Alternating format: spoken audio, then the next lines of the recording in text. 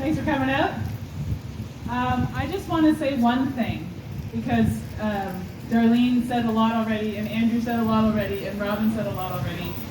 But as a settler living on these lands, I would like to say that we owe an unimaginable debt to the Indigenous peoples from coast to coast to coast of Turtle Island, who have been standing up against the destruction of the systems that support all of us, because they have not forgotten their sacred responsibility to do so. Yes. Yep. Thank you. We cannot, and in the face of militarized violence, of having sniper rifles pointed at them and lasers trained on them, and dogs unleashed on them, putting their lives on the line because it's what is right. We owe an incredible debt to those people, and it behooves us to reach deep into our own spirits and heal whatever politeness and timidity we've inherited from our ancestors of not rocking the boat, and figure out where we want to draw the line and when we can show up in a same way and stand for life on planet Earth, as Robin was saying, for water for all of our future generations.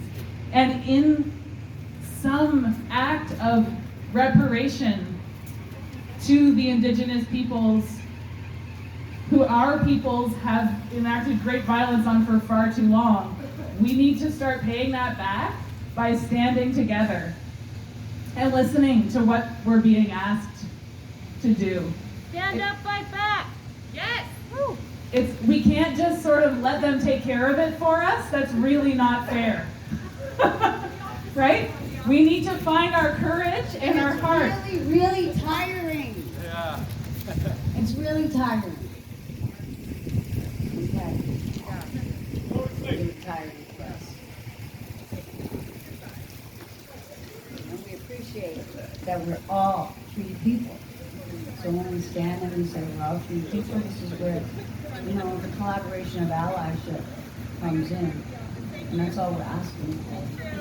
As Indigenous people of Turtle Island is the allyship and the understanding that our law is land, air, and water. And that is our connection to where we are from, Turtle Island. And that's our given, inherited responsibility to protect our lands and our waters for our future generations, like our ancestors did before us. And this is the main point of this when I stand.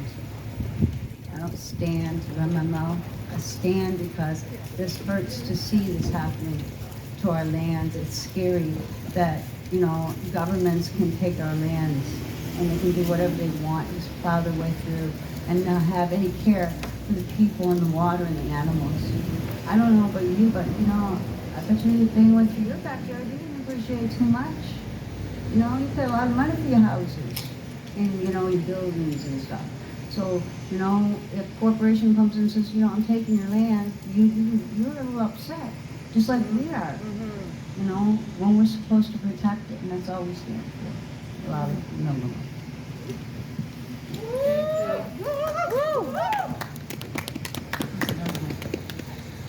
Kathy Martin taught me that Umsidogama means we are all related. So let's think about that. Thanks. Okay, Jack, here you go. Now this is feathers down. Feathers down. Because I happen to come from the streets of Derby and Vancouver. And I could put witness to 25 years ago, 28 years ago, when they were coming down with their vans and they were collecting the girls to take them up there to their men's camps. Some of the girls would come back from downtown Vancouver, and some wouldn't. Okay? At the same time, we had picketing going on. So we didn't know which to blame it on. That's why the Highway of Tears has a lot of meaning. I know a sister up there, Janice, and her family has died along the highway of tears.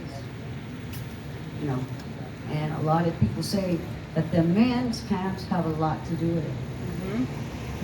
I can say that I watched APATN one year when they were doing that, the series on our women. I watched this story about one of our Native women falling in love with one of their workers and being there with that boyfriend and girlfriend.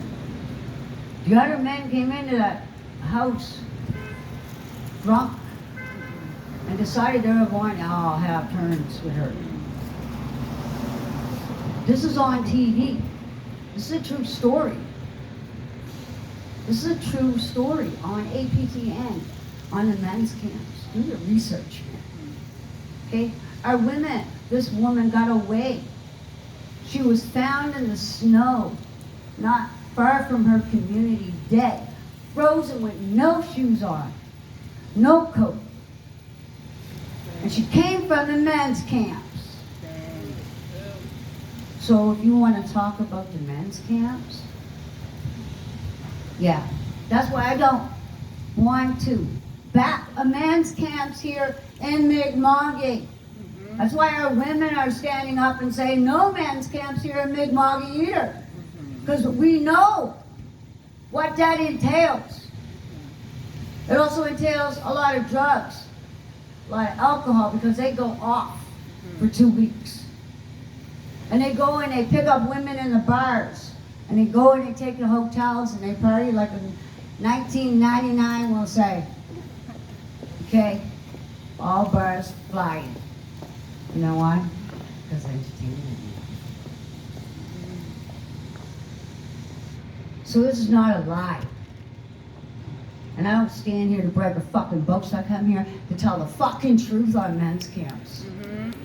Okay? And I don't have no shame in my game from where I fucking came from, because if I don't tell what's going on, really, who's gonna know? I'm a survivor for a reason. I'm not a fucking victim. I'm a survivor. Okay? And I'm here to tell you, this shit happens for real. It's not a fucking just a TV show. This is real life out there. And it's coming to your new neighborhood. If we don't stand up and fight together for things like this not to happen in our communities. Because it's bad enough that it's already happening. For 25, 20, I've been clean for 28 years. Okay, and that was going on before then. So about 30 years that man's camp up there in BC's been going. Okay? 30 years ago. These are the stories from 30 years ago. Can you imagine today if we had some sisters here to say something? The indigenous stories come across the TV. Do your research on MMIW. See what women are going missing and where they're going missing and why they're going missing. This is part of the MMIW. And it's a big part. Why our women are going missing, because they're stepping up like this. And we're saying enough is enough. You know, and we just get targeted by the police, by the RCMP, by the governments, by their little thugs. Call us, I call them goons because they call me a thug. So, by the goons. But these are true stories. So no, we don't want men's camps. The men's camps are why our women are standing on front lines, also in front of them. And they have every right, because they know what's happening with all of them.